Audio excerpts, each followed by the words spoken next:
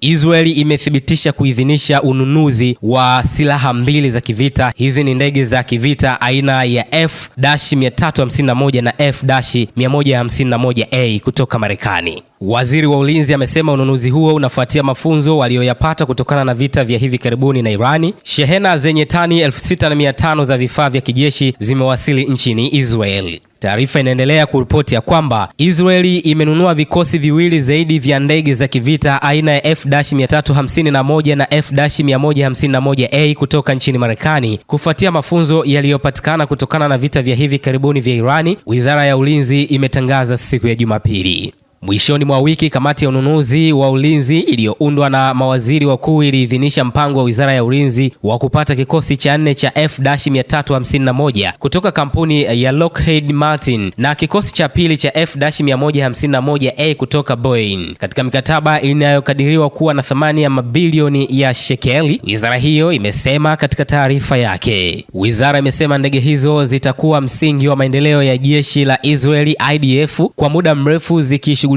vitisho vinavyobadilika katika kanda hiyo na kudumisha ubora wa kimkakati wa Israeli angani. Kufuatia idhini ya kamati hiyo, mkurugenzi mkuu wa Wizara ya Ulinzi Amir Baram aliagiza ujumbe wa wizara hiyo nchini Marekani kusonga mbele na kukamilisha makubaliano na serikali ya Marekani na washirika wa kijeshi katika kipindi kijacho. Ndege hizo hatimaye zitafanya idadi ya ndege za Israeli aina ya F-351 kufikia 100 na zile za F-151A toleo la Israeli la ndege ya kisasa ya F-151EX kufikia 50 katika miaka ijayo. Kwa sasa Israeli ina ndege 48 za F-351 kufuatia agizo la awali la ndege 50. Ndege nyingine 25 za F-35 ziliagizwa mwaka 2023 ambazo zinatarajiwa kuanza kuwasilishwa mwaka 2028. Israeli iliagiza ndege 25 za F-151A mwaka 2024 na za kwanza zinatarajiwa kuanza kuwasilishwa kuanzia mwaka wa 2031. Katika taarifa yake,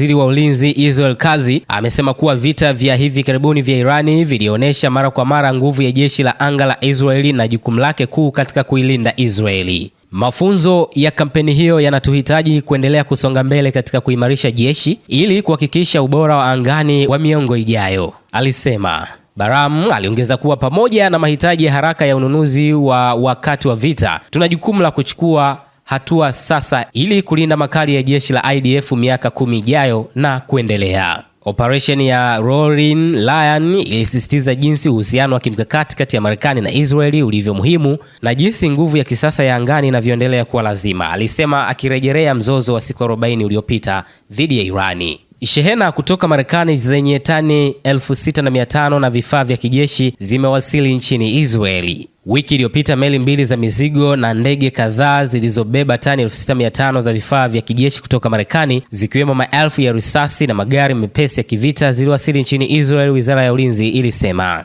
Meli hizo zilizotia nanga katika bandari za Haifa na Ashdod zilikuwa zimebeba maelfu ya risasi za angani, risasi za ardhini, malori ya kijeshi, magari ya kivita ya JLTV na vifaa vingine vya ziada, wizara ilinukuu. Tani hizo 6500 za vifaa zilipakiwa kwenye malori na kupelekwa katika kambi mbalimbali za kijeshi nchini kote. Baram alisema operesheni hiyo ya ununuzi itaendelea na kushika kasi katika wiki zijazo.